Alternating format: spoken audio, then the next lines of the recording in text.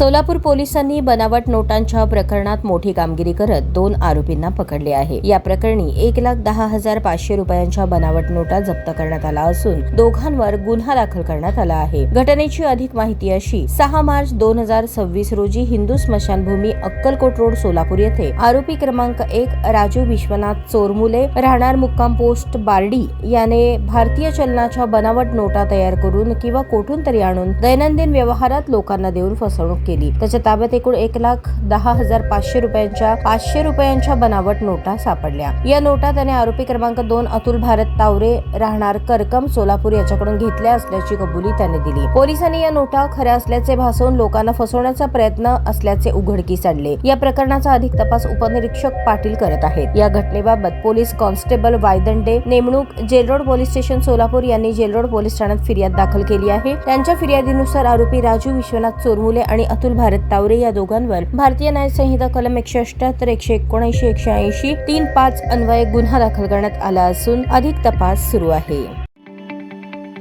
ताज्या बातम्या पाहण्यासाठी प्राईम महाराष्ट्र न्यूज चॅनलला सबस्क्राईब करा।